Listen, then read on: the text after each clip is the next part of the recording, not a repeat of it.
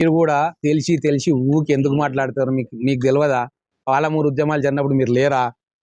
ఆ ప్రశ్న వేస్తున్నామంటేనే మనం మన ప్రాంత ప్రజలకు ద్రోహం చేస్తున్నట్టు గుర్తుపెట్టుకోండి. అరే కృష్ణా వాటర్ల శ్రీశైలం బ్యాక్ వాటర్ల పోతిరెడ్డిపాడు నుంచి సంగమేశ్వరం నుంచి డిస్ప్యూట్లు ఉన్నాయి కదా మిత్రమా. డిస్ప్యూట్లు ఉన్న దగ్గరికి ఎవడన్నా పోయి ఇది నా భూమి నా జాగా అంటే ఊరుకుంటారా? ఊర్లా గడపార పెట్టి కొడతారు. గా సోయి కూడా లేదా? ఊకుంటారా? డిస్ప్యూట్ ఉన్న దగ్గర పోయి ఈ జాగా నాదిరాబాయ్ అని ఒక ఆయుధం చూపిస్తే అరే ఇంకెన్నిసార్లు మభ్య పెడతారు? వాళ్ళకి సోయి లేదు, మనకన్నా సోయి ఉండాలి. ఎందుకు చెప్తున్నా ఈ మాట అంటే సిగ్గుపడాలి బీఆర్ఎస్ నాయకులు. 7.5 టీఎంసీల తాగునీటి కోసం డిపిఆర్ ఇచ్చిరు కేంద్రంలో.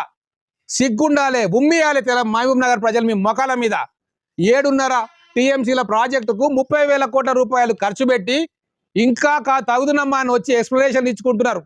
దాన్ని మనం అందరం వింటున్నాం.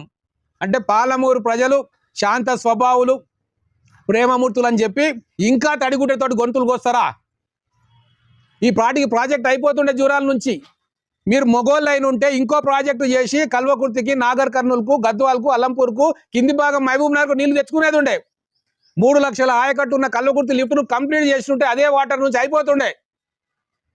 దయచేసి నేను మీడియా మిత్రులను కోరుతా ఉన్నా, ఆ పిచ్చి సమాధానాలు వాళ్ళు చెప్పినా మళ్ళీ ఆ పిచ్చి ప్రశ్నలు మీరు మహబూబ్ నగర్ ప్రజల సంక్షేమం కోసం ఒక్కరు కూడా అడగకండి దయచేసి. చాలు ఈ మోసము, విధ్వంసము, ఈ ద్రోహము. మొత్తం పాలమూరును ఎండబెట్టి, పాలమూరు గొంతు కోసేసి, పాలమూరు నీళ్ళ లేకుండా చేసి, 2099 టీఎంసీలకు సంతకాలు పెట్టి, అసెంబ్లీల చర్చకు రాకుండా ముఖం చాటేసి ఇంకా వచ్చి ఇక్కడ మేమేమో ఉద్ధరిస్తాం పాలమూరుకు అని చెప్తే ఇక ఏం చేయాలి? నాకైతే మాటలు